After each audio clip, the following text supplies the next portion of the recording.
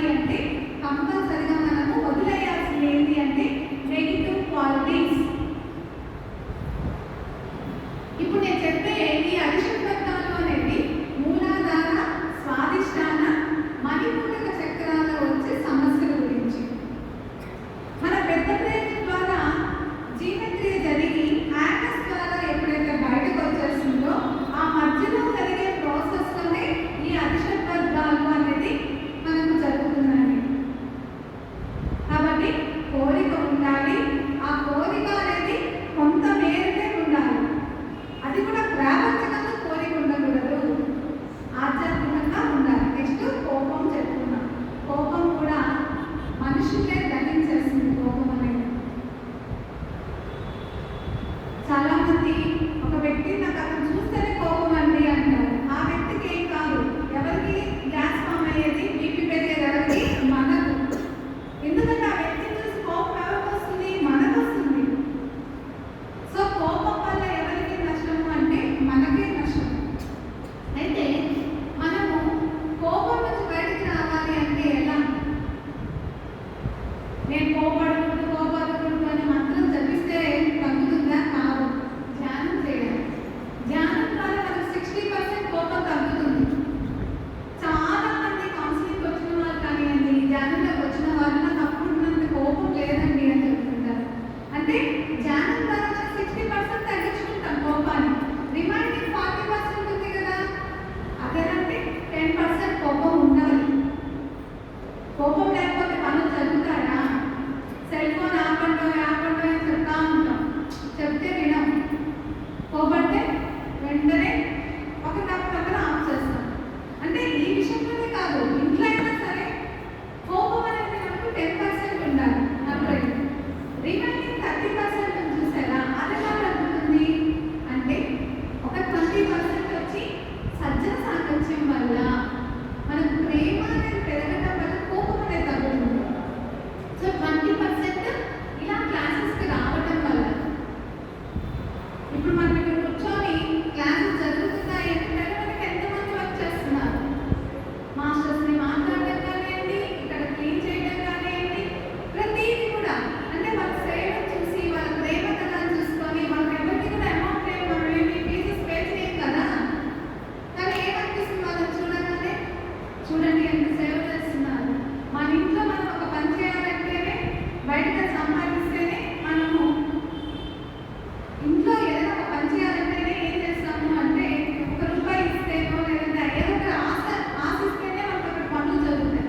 కానీ ఈ ఆధ్యాత్మికంగా చేసే వాళ్ళందరూ కూడా ఏమీ ఆశించకుండా ఎంతో అద్భుతంగా జరుగుతుంది. వాళ్ళని చూసి అనిపిస్తుంది ఇంత ప్రేమతత్వం మనం కూడా తెలుసుకున్నాం కదా. కానీ ఇంట్లో నుంచి ముందు బయటకు రావాలి, మన సజ్జన సాంగత్యం చేయాలి.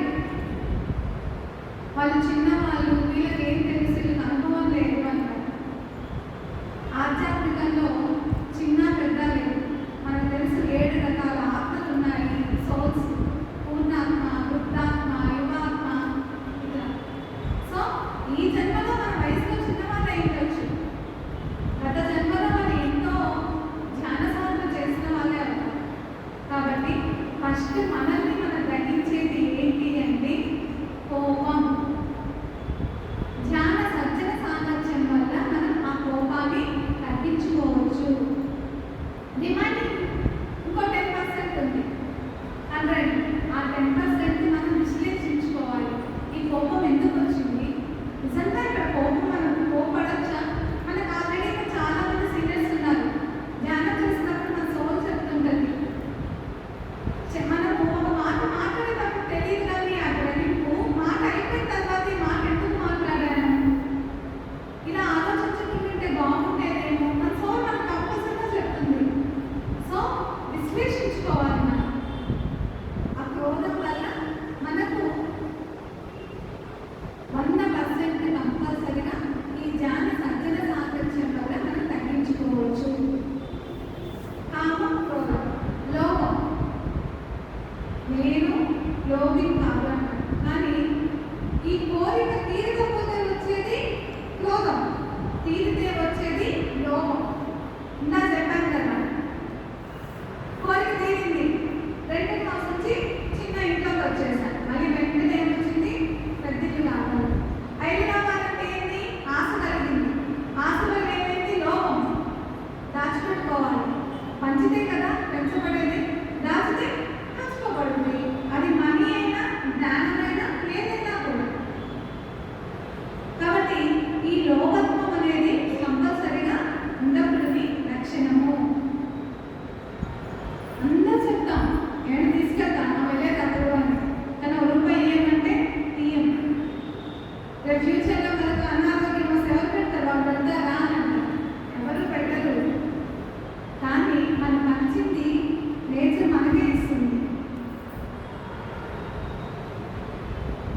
కాబట్టి పంచితే పెరుగుతుంది, దాచితే దోచుకోబడుతుంది.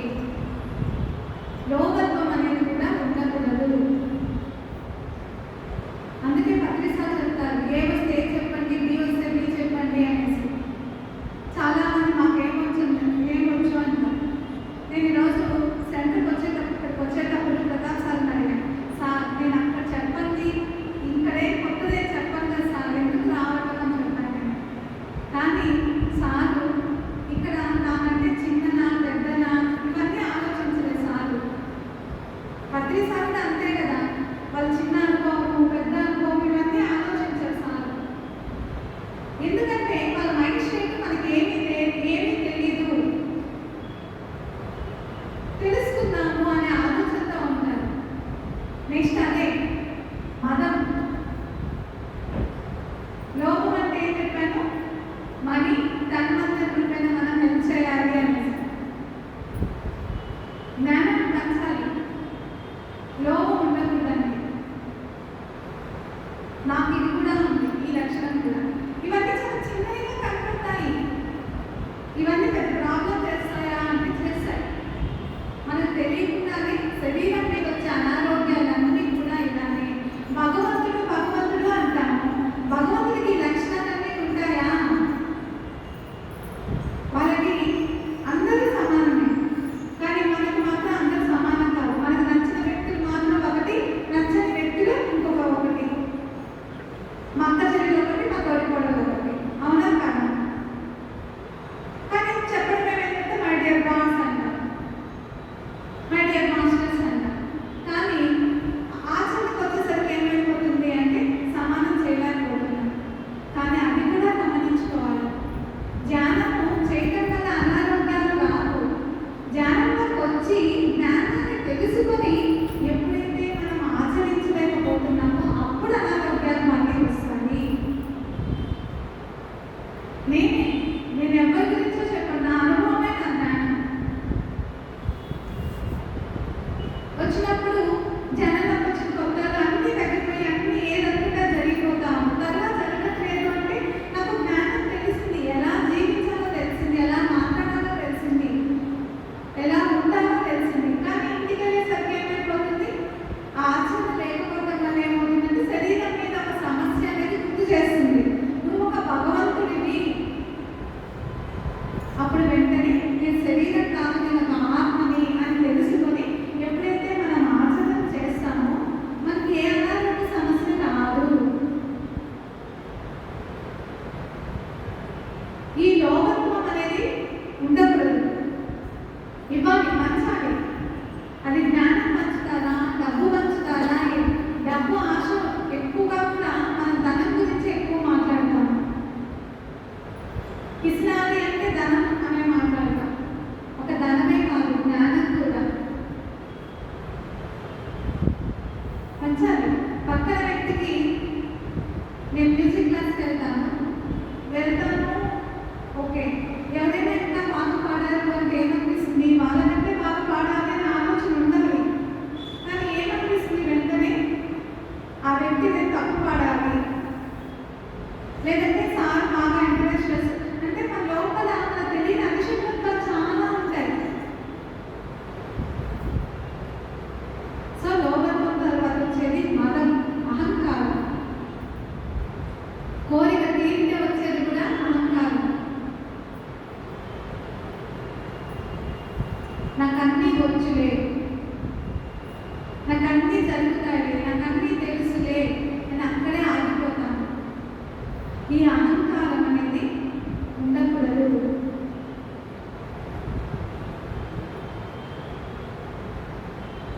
నేను అనుకునేదాన్ని, ఈ కుర్చీలో పై కూర్చున్నప్పుడు ఇక్కడ చెప్పాలంటే తెలుసులేదంటే నేను ఏం చెప్పలేను. అక్కడ కూర్చున్నప్పుడు నాకు అన్నీ తెలుసులే అంటే నేను ఏం వినలేను. సో అక్కడ కూర్చున్నప్పుడు నాకు ఏమీ తెలియదు, తెలుసుకుంటాను అనే ఆలోచన అక్కడ కూర్చుంటాను. ఇక్కడ చేయడం రాగానే ఏమనుకోవాలి, మీకు అన్నీ తెలిసి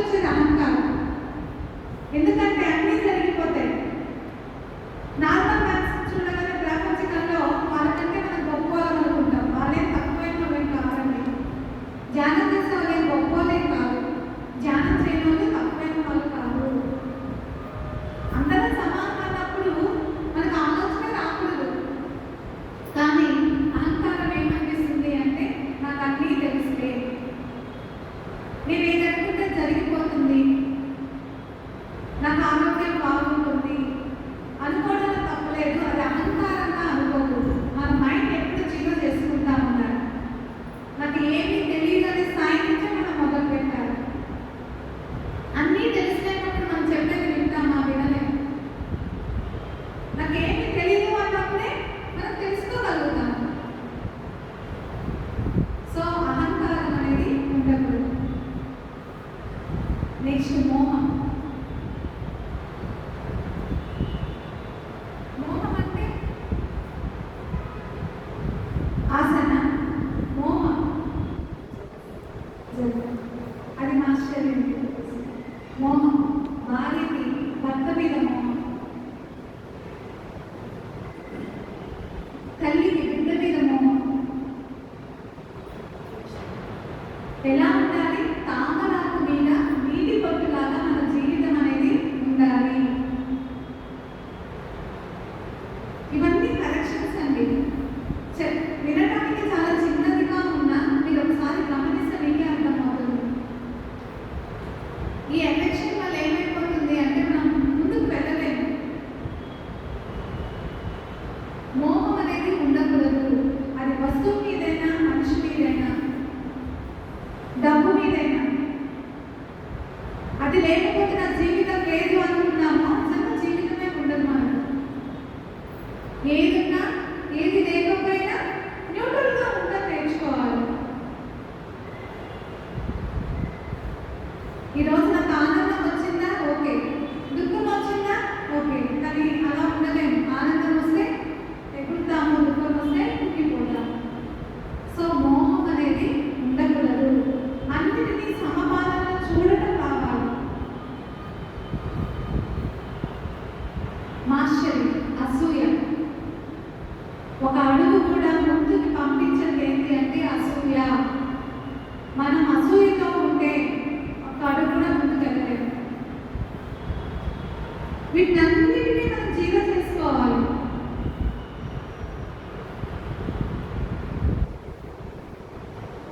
ఈ నెగిటివ్ క్వాలిటీస్ అన్నిటినీ ఎప్పుడైతే మనము ఒకే రోజుగా రాదండి. ఏది కూడా ఒక హిమాలయ గురువు జపాలు, తపస్సులు, జపాలు, పూజలు, హోమాలు అన్నీ చేసేసి ఇది కాదు, ఇది కరెక్ట్ కాదు అనేసి ఆయన హిమాలయానికి పోయి తపస్సు చేసిన అరిషద్వర్గాలు చేయించలేదు. ఎక్కడ అరిషద్వర్గం చేయించగలదు అంటే సంసారంలోనే నిర్మాణం. ఈ సంసారంలో ఉంటే కదా తెలుస్తుంది మన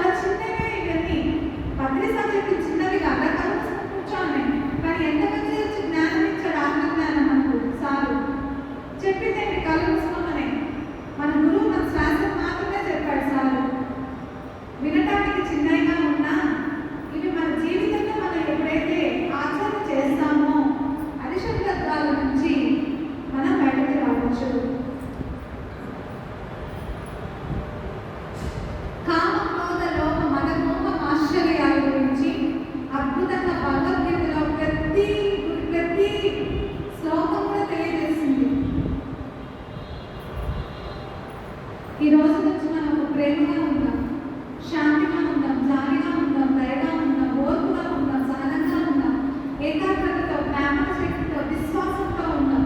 ఇలాంటి పాజిటివ్ క్వాలిటీస్ ఎప్పుడైతే మనం అలవర్చుకుంటామో ఆటోమేటిక్గా మన లోపల నెగిటివ్ క్వాలిటీస్ బయటకు వెళ్తాయి. ఒక మంచి లోపలికి వస్తే చెడు బయటకు వెళ్తుంది. చాలా మందికి మోకాలు నొప్పులు అంటారు, ఫైల్స్ ప్రాబ్లం అంటారు, గ్యాస్ట్రిక్ ప్రాబ్లం అంటారు. వాళ్ళందరూ కూడా ఇది ఆచరణ చేయండి. నాకు గ్యాస్ట్రిక్ ఉందండి. 2000 నేను జాన్యురీలోకి వచ్చిన తర్వాతే నా గ్యాస్ట్రిక్ అనేది అంటే నాకు తెలిసిందండి, కళ్ళు కూర్చోవడమే కదా, నాకేం జ్ఞానం తెలియదు, నేనేం చదవను, ఎలా జీవించాలో తెలియదు. ఒక గంట ధ్యానం చేశానంటే నాకు 6th సెన్స్ వచ్చేసింది, నాకంటే తోపు లేదు అనుకునే ఫీలింగ్ నాకు. సో నాకు అక్కడ మాత్రం అహంకారం ఉండేది. ఎవరైనా కనపడితే చాలు, కష్టాలు ఉంటే చాలు, ధ్యానం చేయని చెప్పేదాన్ని. ఎందుకంటే అన్ని కోరికలు తీరిపోతా ఉండేది. నాకు జ్ఞానం తెలిసింది కాదు. నాకు గ్యాస్ట్రిక్ ట్రబుల్ చాలా హెవీగా ఉండేది. హాస్పిటల్ పోయి ఎంత మెడిసిన్ వాడాను. నా హ్యాండ్ బ్యాగ్లో ఎప్పుడు కూడా టాబ్లెట్ నేను కూడా మర్చిపోయానండి. ఒకప్పుడైతే మంత్రంలాగే ఉండేది నాకు.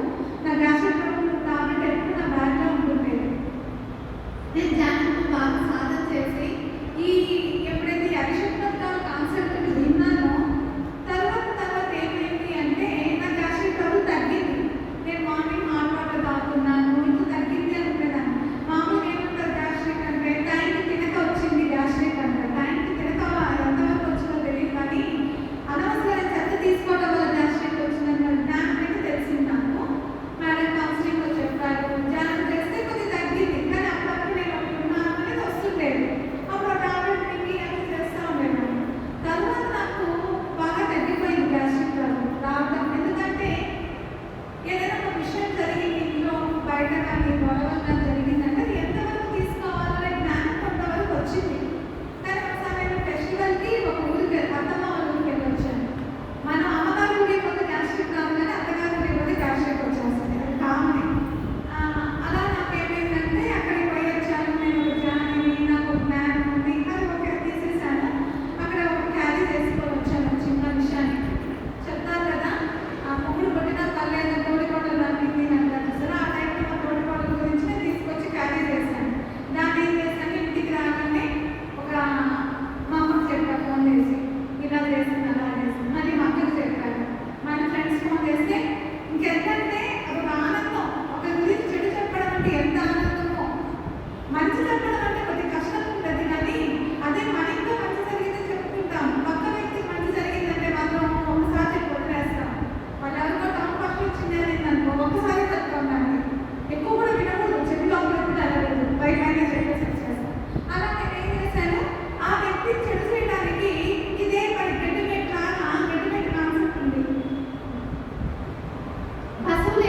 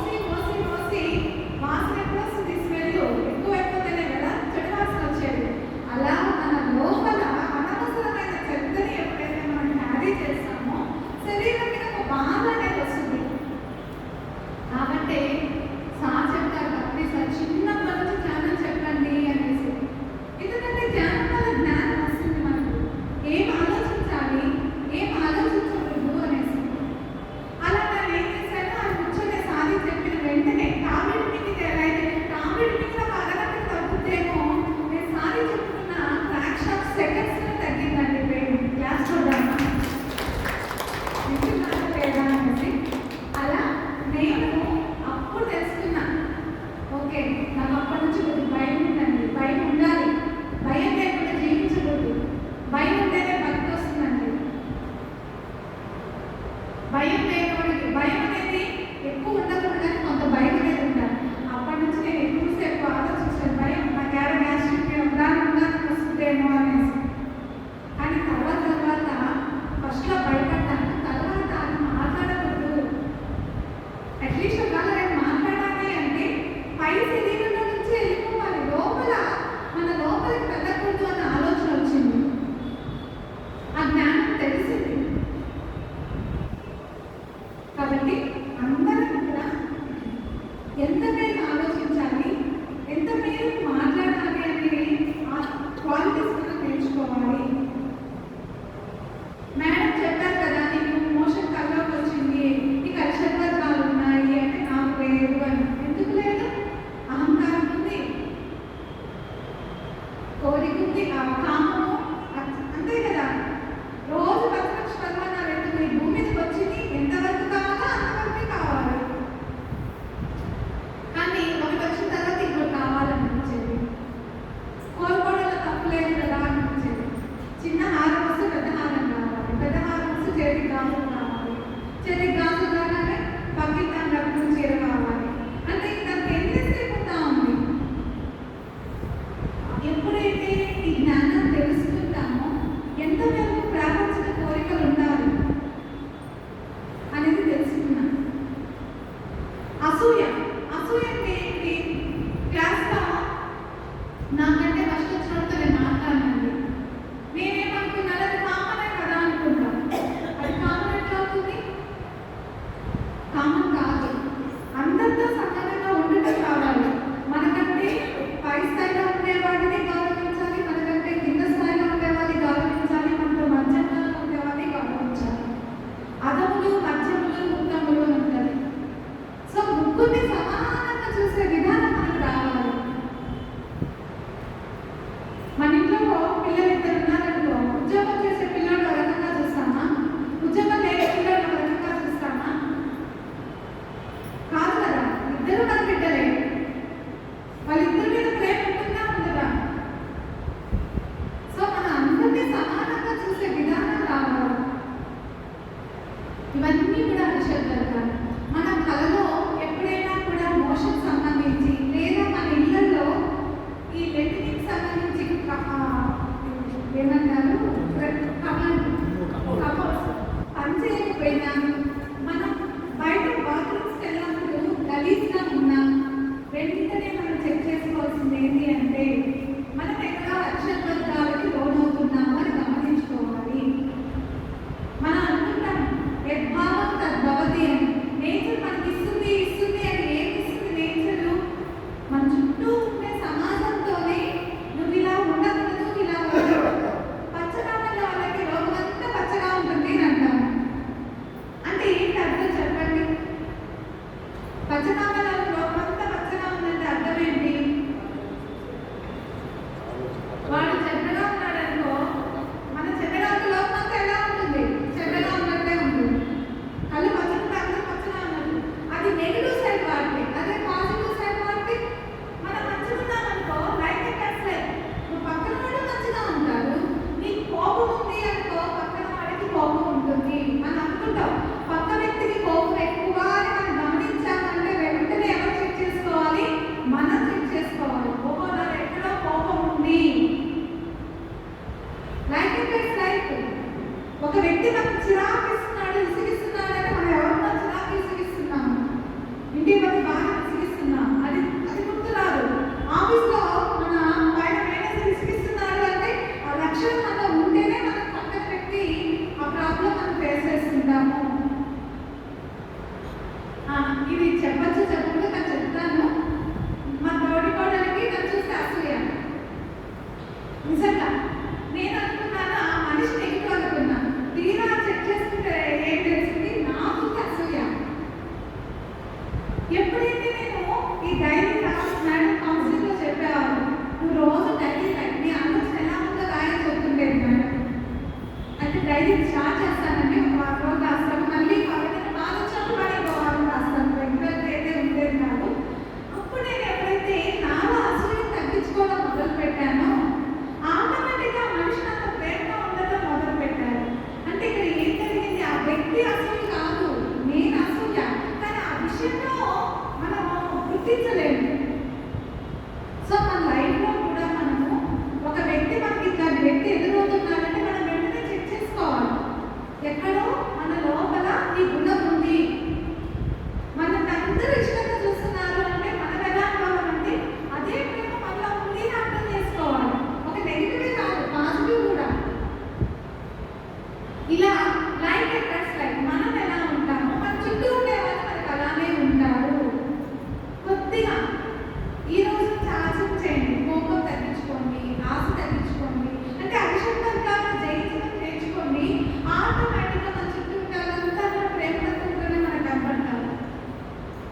ఫర్ ఎగ్జాంపుల్ మనం బయట జాబ్ చేస్తున్నాం, అది విసుగ్గా ఉంది అంటే మన లోపల ఎక్కడో విసుక్కుంటున్నాం. అది పిల్లల, భర్తన, భార్యన, లేకుంటే పక్కింటోళ్ళనా, ఇలా మనం ఎప్పుడైతే చెక్ చేసుకోవడం మొదలు పెడతామో ఆటోమేటిక్గా ఆ ప్రాబ్లం నుంచి మనం బయటకు వస్తాము. మనకు ధ్యానం అనే ఒక ఎనర్జీ ఉందండి. అద్భుతమైన శక్తి ఏంటి అంటే ధ్యానం. ప్రాపంచికంగా ఉండేవాళ్ళు నిజంగా కూర్చోరు అసలు, వాళ్ళకి పెద్ద సోదిలాగా అనిపిస్తుంది. ఆధ్యాత్మికంగా ఉండే వాళ్ళ ఆత్మజ్ఞానంతో ఉండే వాళ్ళకి చాలా అద్భుతం అనిపిస్తుంది. నిజమా కాదా? మనం ధ్యానంలోకి వచ్చినాక ఎన్ని ఆనందాలు పొందుతున్నాము. మిరాకిల్స్ జరుగుతాయి మన లైఫ్లో, అద్భుతాలు జరుగుతున్నాయి. ఒక మేడంకి పెద్ద అనారోగ్యం ఉంది, ఆపరేషన్ చేయాలి అన్నారు. ధ్యానం సాధన చేసింది, పోయి వెళ్తే నీకు ఆపరేషన్ పర్లేదు అన్నారు. ఇది మిరాకిల్ కాదా? ఎంతమంది అనుభవాలు వింటున్నాం. ఎవరి కోసమో మనం జీవించకూడదు, మన కోసమే మనం జీవించాలి. మీకు అందరూ తెలిసిన కదే, తాత మనవుడు ఒక గాడిని తీసుకొని వెళ్తా ఉన్నారు. కొంత దూరం పోయినాక కొంతమంది అన్నారంట, గాడి పక్కన ఉంది కదా ఉపయోగించుకోండి అని. అప్పుడు బాబు తీసుకెళ్ళి గాడిని కూర్చోబెట్టి తాగుకుంటా ఉన్నారు. అప్పుడు కొంతమంది అన్నారు, వాడు పిల్లోడు కదా, పిల్లోడు నడుస్తాడు, నువ్వెక్కి కూర్చో అన్నారు. సరే అని మనవాడు తీసేసి తాతకి కూర్చున్నాడు. ఆడిపోయినాక గాడిలాగున్నావు, బిడ్డను కూర్చోబెట్టకుండా నువ్వు కూర్చున్నావు అని అన్నారు. సరే అని చెప్పేసి ఇద్దరు కలిసి కూర్చున్నారంట. కూర్చున్న తర్వాత మళ్ళీ కొంత దూరం పోయినాక ఏమన్నారు, గాడిలాగున్నది ఇద్దరు ఎక్కి కూర్చున్నారు, అది మోసుద్దా అన్నారంట. సరే ఇద్దరు దిగేశారంట. సరే మళ్ళీ గాడిద నడుపుకొని పోదాం, మీకు బుద్ధి లేదా, పక్కన గాడిద నాకు ఉపయోగించుకోవడం రాదా అన్నారు. అప్పుడు ఎలా ఉంటారండి? గాడిని ఉపయోగిస్తే ఉపయోగించారన్నారు, వాడుకోకపోతే వాడలేదన్నారు, వాడు కూర్చుంటే కూర్చున్నారు. కాబట్టి ఎలా ఉన్నా అంటారు, మనం మనలాగా జీవించడం రావాలి. ఇంతసేపు కూర్చున్నారంటే అంటారు ఇంట్లో వాళ్ళు, పని పక్కన కూర్చున్నారు అనేసి.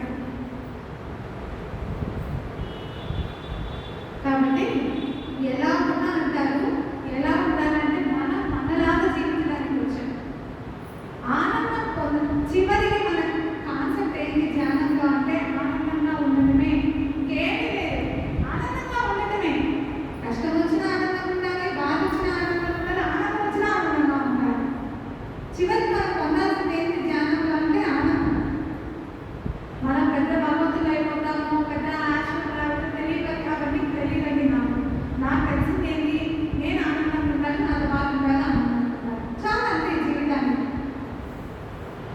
నేను యాక్షన్ ట్రావెల్ చేసేసి ఎక్కడెక్కడికో వెళ్ళిపోయి నేను పెద్ద దేవుని అవుతానో అవునో నాకు కాదు, కానీ ఈరోజు నేను ఆనందంగా ఉన్నానా, నా వల్ల పెద్ద ఆనందంగా ఉన్నానా, ఇది చాలా జీవితంలో. చాలా మంది జనంలో యాక్షన్ ట్రావెల్ చేస్తాము, టెలిపతి చేస్తాము, లేదంటే పెద్ద సాధించేస్తాము. దానికంటే అత్యుత్తమైనది ఏంటి అంటే ఆనందంగా జీవించడం. ఆనందం అన్ని పక్కన ఆనందం ఉంటుంది. సో అన్నిటికీ కారణం ఇలా మన జీవితంలో మనం మనలాగా జీవించడం కావాలి. ఒకరి కోసం ఎప్పుడు జీవించరాదు. మేము పౌర్ణమి ధ్యానం మన సెంటర్లో జరిగింది. మార్నింగ్ 5 ఫస్ట్ 2019, 2021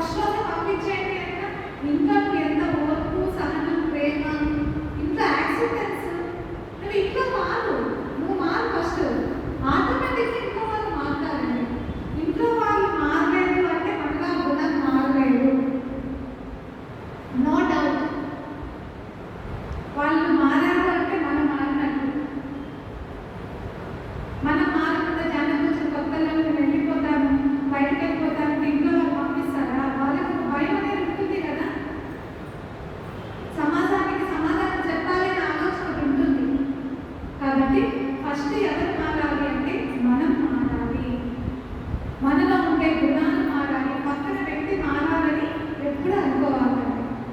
మనం మారితే ఆటోమేటిక్గా మన చుట్టూ కూడా మారిపోతుంది. ఇంకొక రెండు చెప్తానండి. అలాగే డ్రింక్స్లో మనకు అగ్నికి సంబంధించి కాలుతున్నట్టు చాలా మంది వంట చేస్తున్నప్పుడు ఈరోజు కాలింది రేపు కాలుతుంది అంటే వెంటనే మనం చెక్ చేసుకోవాల్సింది ఏంటి అంటే మన యొక్క అరిషడ్ వర్గాలని, కోపం సంబంధించి మనం జాగ్రత్తగా ఉండాలి అని ఆలోచన చేసుకోవాలి. అదే విధంగా ఏనుగు సంబంధించి అనుభవాలు వచ్చాయి, పాజిటివ్ ఆర్ నెగిటివ్. అహంకారం, మతం ఎక్కిన ఏనుగు అంటారు చూసారా. సో అలా మనకు ఏనుగు సంబంధించిన అనుభవాలు వస్తున్నాయి. పాజిటివ్గా వచ్చింది అంటే ఓకే, కరెక్ట్గా ఉన్నాం. అదే నెగిటివ్గా ఏనుగు మనం తరిగినట్టున్నాను, ఏనుగు మనం కొట్టినట్టున్నాను, అట్లా నెగిటివ్ బ్రెయిన్స్ వస్తున్నాయి అంటే మనం అహంకారం సంబంధించి ఎక్కడో చెక్ చేసుకోవాలి. ఇలా మనకు నేచర్ ఎవ్రీ టైం మనకు తెలియజేస్తుందండి. మన చుట్టూగా మనం దాన్ని గమనించుకోవాలి మన జ్ఞానంతో. చాలా మంది పిల్లలు వస్తే పోకూడదు, కట్టెలు ఎదురొస్తే పోకూడదు ఎందుకంటారంటే నేచర్ మనకు ఇలా తెలియజేస్తుంది, బట్ మనం దాన్ని గమనించుకోవట్లేదు. ఎండు కట్టెలు ఎదురొచ్చినాయి అంటే చాలా మంచిదండి. ఎండుగడ్డ చెట్టు ఎండిపోయి కూడా మనకి పనికొస్తుంది అంటే మనం చాలా కూడా నేర్చుకోవాలి. చాలా కూడా నేర్చుకోవడం చాలా కష్టం. అందుకని ఏం చెప్తారంటే ఎండుగడ్డలు ఎదురొస్తే పోవాలండి అని అంటారు. మన జీవితం మనం త్యాగం చేయగలమా? చేయలేం కదా. అది కష్టం కాబట్టి ఏం చేస్తారు, ఎండుగడ్డలు ఎదురొస్తే వెళ్ళొద్దు అంటారు. కానీ కళలో కానీ మన కోయిన్సిడెంట్లో కానీ మన అనుభవాల్లో కానీ ఎండుగడ్డలు వచ్చినాయి అంటే మన జీవితం మనం త్యాగం చేసే గుణం మనం నేర్చుకోవాలి అని అర్థం చేసుకోవాలి. సో ఈ విధంగా మన నేచరు అద్భుతంగా తెలియజేస్తుందండి. ఇలా మనం ఈ జ్ఞానాన్ని తెలుసుకొని మన యొక్క అరిషడ్ వర్గాన్ని మనం జయించుకోవాలి. అప్పుడు కొన్ని అనారోగ్యాల నుంచి మనం బయటపడవచ్చు. Okay master, thank you so much.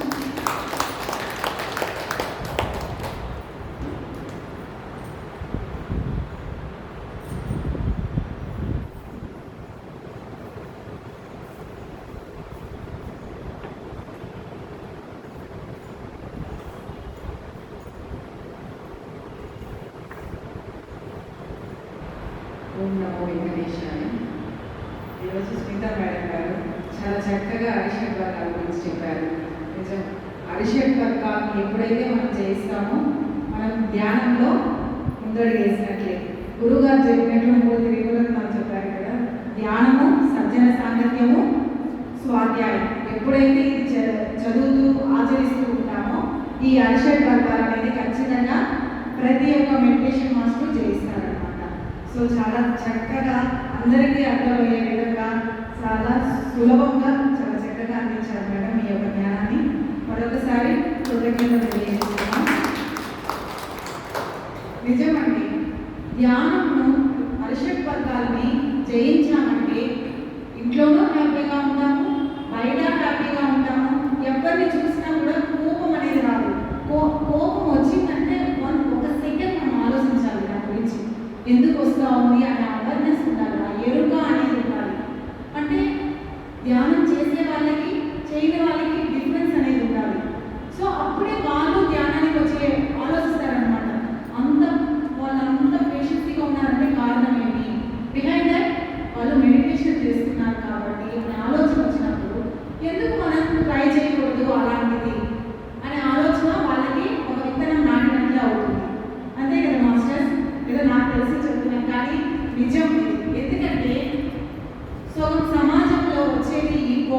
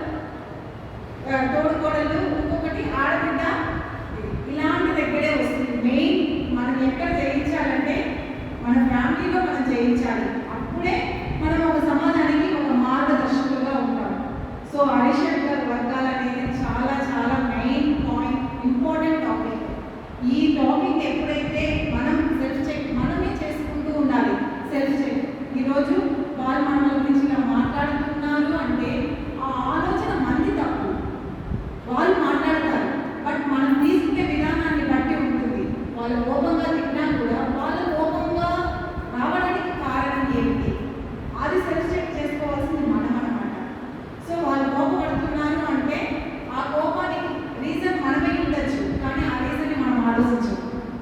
ఎంతసేపు అయినా వాళ్ళు మనల్ని తిట్టారు, వాళ్ళు మనల్ని ఎందుకు అలా ఆశ్రయించుకున్నారని వాళ్ళ గురించి ఆలోచిస్తామే కానీ మన గురించి మనం మర్చిపోతూ ఉంటాం.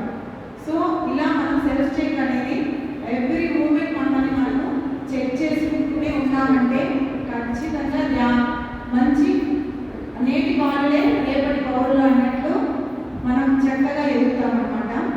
సో అరిషడ్ వర్గాలు అనేది చాలా చాలా ఇంపార్టెంట్. మేడం చాలా చక్కగా చాలా మంచి ఎగ్జాంపుల్స్ మనకు అర్థమయ్యే విధంగా చెప్పారు కాబట్టి సో మరొకసారి మేడంకి కృతజ్ఞతలు తెలియజేస్తున్నాము. ఇంకొకటి ఏమంటే నేను చెప్పాలనుకునేది 3 పాయింట్స్ గుర్తుపెట్టుకోవాలండి. ఒకటి సారీ, ఫర్గివ్నెస్, ఇంకొకటి గ్రాటిట్యూడ్. ఈ 3 ఎవరికైతే ఉంటుందో వాళ్ళు ఏదైనా సాధించగలరు. ఫర్గివ్నెస్ అంటే ఎవరు ఏది చెప్పినా కూడా మోయడము అనేది మన శరీరంలో మనము ఆ యొక్క వ్యాధిని క్రియేట్ చేసుకోవడమే. మేడం చెప్పారు కదా, సో అదే ఎగ్జాంపుల్, ఇంకా వేరే ఎగ్జాంపుల్ నేను ఏం చెప్పాల్సింది లేదు. మోయడము అనేది చాలా చాలా రాంగ్. ఎక్కడైతే అక్కడ ఒక్క మాట అనుకోండి, ఏదైనా వచ్చిందనుకోండి, ఫర్ ఇన్ కేస్ నెగటివ్ కూడా ఉండండి. మనం ఏదైనా వర్క్ చేస్తూ ఉంటాము, ఏదైనా నెగిటివ్ థింగ్ వస్తుంది, ఇది జరగదు, మనం పాజిటివ్గా వెళ్తాము, బట్ నెగిటివ్గా మన మైండ్ ఒప్పుకోదు కదా. మన మైండ్ తెలిసే లైక్ ఏ మంకీ. మనం పాజిటివ్గా ఉంటే కూడా అది నెగిటివ్ తీసుకొని వెళ్తూ ఉంటుంది. ఆ నెగిటివ్ వచ్చినప్పుడు కట్ డెలీట్ అనండి. కట్ డెలీట్, ఏదైనా వచ్చిందని జరగదు అంటే కట్ డెలీట్.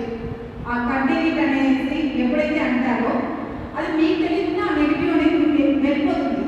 సో అలాగే మీరు పాజిటివ్ వేకి వస్తూ ఉంటారనమాట. ఆ కొన్ని ట్రిక్స్ అనేది యూజ్ చేసుకున్నారంటే మనం ఇంకా ముందుకెళ్తూ ఉండొచ్చు. ఒకటి ఫర్గివ్నెస్, సారీ అనేది చాలా చాలా ఇంపార్టెంట్. సారీ చెప్పడం వల్ల మనం ఏమీ తగ్గిపోదు. సారీ చెప్పడం వల్ల ఎదుటి వ్యక్తి ఆలోచించే స్థితికి వెళ్తారు. మనం ఏం చెప్పకపోతే కూడా ఎందుకు సారీ చెప్తున్నారు వీళ్ళు అనేసి ఏముంది, సారీ చెప్పడంలో ఏమీ లేదండి. యాక్సెప్టెన్స్, ఏది జరిగినా ఎవరిని విల్ బి ఫైన్ అనేసి ఒక స్టామినాతో ఉండాలి మనం. ఇంకోటి గ్రాటిట్యూడ్, వాళ్ళు తిట్టినా గ్రాటిట్యూడ్ చెప్పుకుంటూనే ఉండాలి. ఎందుకంటే వాళ్ళు తిడుతున్నారు, మనకు కోపం రావడం లేదు అంటే మనం అక్కడ గెలిచినట్లే కదా. సో వాళ్ళు మనం టెస్ట్ చేస్తున్నారు, బట్ ఆ టెస్ట్లో మనం పాస్ అయ్యాం అనేది రియలైజ్ అవ్వాలి. మేబీ మీరు ఆ టెస్ట్లో ఫెయిల్ అయ్యారంటే మీరు బ్యాక్ స్టెప్ వేసినట్లే. తిడుతున్నారా, తిట్టించుకోండి, ఏముంది తిట్టేది. వాళ్ళ ఎనర్జీ తీయడం అంటే ఏం లేదు, వాళ్ళ ఎనర్జీ లాస్ అవుతుంది, వాళ్ళు మానసికంగానూ లాస్ అవుతారు. ఇంకొకటి వాళ్ళు మాట్లాడడం వల్ల ఆ ఎనర్జీస్ అనేది మనకు ఒక పాజిటివ్గా ఇస్తుంది. ఎందుకంటే తను మాట్లాడుతున్నాడు, మనం నెగిటివ్గా తీసుకోలేదు, పాజిటివ్గానే యాక్సెప్ట్ చేస్తున్నాం. ఓకే, నువ్వు నన్ను టెస్ట్ చేసేదని తిరుగుతున్నావు, ఓకే ఈ టెస్ట్లో నేను పాస్ అయ్యాను. తనకి చెప్పకండి, మరి ఇదే తర్వాత మాట్లాడుతున్నాను నాకు అర్థం అవుతుంది. సో మనల్ని మనం సెల్ఫ్ చెక్ చేసుకోవాలి. ఎవ్రీ మూమెంట్ మనల్ని మనం సెల్ఫ్ చెక్ చేసుకుంటే మనం మరింత ముందుకెళ్తాం. అప్పుడు అలా సెల్ఫ్ చెక్ చేసుకునే వల్ల మనం ఎదుగుతాం. మనం ఎదిగే వల్ల నలుగురికి మనం ధ్యానం చెప్పినప్పుడు ఖచ్చితంగా వాళ్ళు మన ఎనర్జీస్ వాళ్ళని మారుస్తుంది. వాళ్ళు మనల్ని ధ్యానానికి వాళ్ళకి just once upon time class చెప్పాడు. ఆ క్లాస్ అయితే ఇప్పటికీ నాకు గుర్తుంది. సంస్కారాలు 3 ఉంది అనేసి చెప్పాడు. అది ఒకటి ఏమంటే కట్ట సంస్కారం ఒకటి, ఇంకొకటి బండ సంస్కారము, ఇంకొకటి సార్ మట్టి మట్టి. దీంట్లో బండ సంస్కారంగా ఉండేవాళ్ళు ఎప్పుడు మారరు. నీళ్ళల్లో వేసిన బండ అలానే ఉండిపోతుంది. అలాంటి వాళ్ళని కూడా మనం మార్చగలం మన ఎనర్జీస్ ద్వారా. ఆ ఎనర్జీస్ని మనము ఎలా మార్చుకోవాలి? ఎనర్జీస్ని అంటే ప్రతి క్షణము ప్రేమతో, గ్రాటిట్యూడ్తో, ఫర్గివ్నెస్తో, సారీతో, ఇలా 4ని మీరు పాటించారంటే ఎవ్రీ పీపుల్ అట్రాక్ట్ యూ. ఎవరైనా మనల్ని అట్రాక్ట్ చేస్తారు, మన ఎనర్జీస్ చేస్తుంది. సో మన మాటే మంత్రమైంది.